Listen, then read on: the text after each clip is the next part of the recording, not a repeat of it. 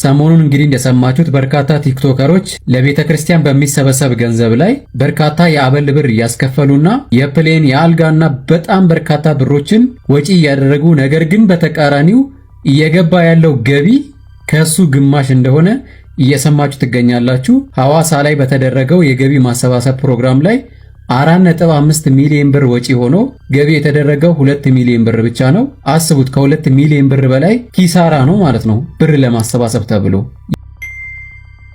በያዝነው ሳምንት እጅግ አሳፋሪ ሰነድ አፈትልኮ ወጥቶ ይፋ መሆኑ ይታወሳል። ይህ ሰነድ በሐዋሳ አካባቢ በተደረገ ለቤተክርስቲያን ገቢ ማሰባሰቢያ ፕሮግራም ላይ ለቲክቶከሮች የሚከፈል እና ሌሎችም አጠቃላይ ወጪ ወደ 4 ሚሊዮን አካባቢ ወጪ ተደርጎ በገቢ ማሰባሰቢያው የተገኘው ግን ወደ 2 ሚሊዮን ብር ገደማ መሆኑን በሚያሳዝን ሁኔታ ያሳያል።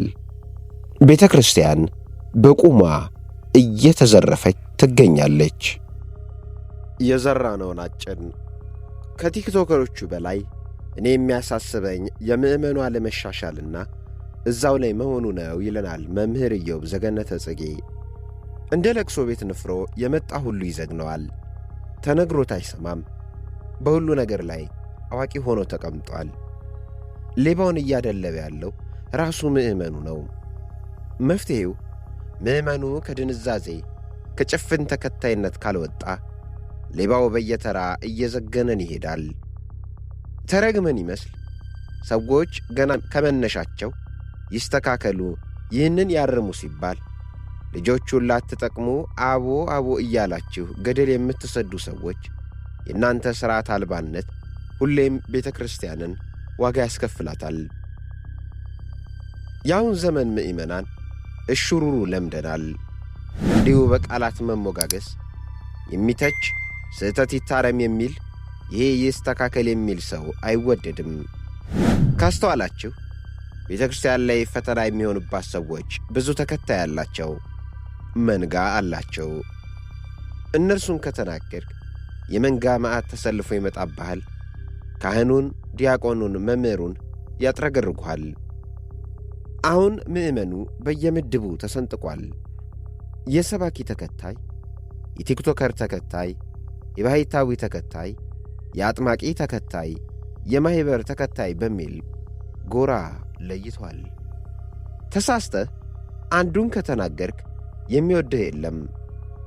ቤተ ክርስቲያንን የሚከተላት ጥቂት እየሆነ መጥቷል። ምን አለፋ ማንንም ማረም ነውር ነው። ሌባሙን አወናባጅ አንድ ጊዜ ምዕመን ይውደድህ እንጂ ቤተ ክርስቲያንን ብትግጣት የሚቃወምህ የለም። በጥንት ዘመን አንዲት እናት ልጇን አትቀጣውም ነበር። በዚህም የተነሳ ልጁ ከመቀበጡ የተነሳ በየሄደበት ቦታ ዕቃ ይሰብራል፣ ጓደኞቹን ይማታል። ምን አለፋቸው ነገረ ሥራው ሁሉ ጥፋት ሆነ። አንድ ቀን ሰርግ ቤት ይዛው ሄደች። ልጁ እንደለመደው የሰርግ ቤቱን ዕቃ መጣል፣ ምግብ መድፋት ጀመረ።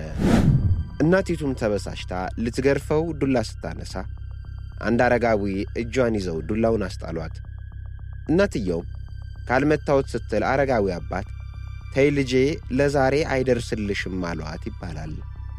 አሁን የገጠመን አብዛኛው ችግሮች ትላንት ከትላንት ወዲያ እነዚህን ልጆች አንድ በሏቸው ነገ ችግር ያመጣሉ ሲባል ቅቤ አንጓች የሚዲያ መንጋ ልጆቹን ለማስጣልና ለመታደግ በሚል ሲከላከሉላቸው ስለነበር ነው።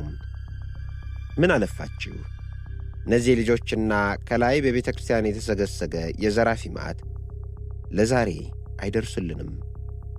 ቤተ ክርስቲያንና ገዳማትን አራክቶ ሲጨርሱ ለምን ብለህ ስትጠይቅ አትፍረድ የሚል ጥቅስ ይዘው ይመጡብሃል። ምናልባትም ደግሞ የራሳቸውን ገንዘብ ሲበሉ ግን እየየ እያሉ ለክስ ይሮጣሉ።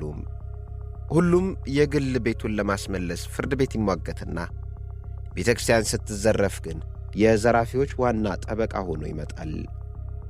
እናም መፍትሄው ከተፈለገ ምዕመኑ ራሱን ያጥራ፣ ሌባ አያብዛብን ነው። ቢመርም ሐቁ ይሄ ነው። መምህር ኢዮብ ዘገነተ ጽጌ። የሥርዓት ቤት የሆነች ቅድስት ቤተ ክርስቲያን በሥርዓት አልበኞች በቁሟ ስትመዘበር፣ ሥርዓት ሲናድ፣ አካሄድ ሲበላሽ ለምን ብሎ መጠየቅ ሊለምድብን ይገባል።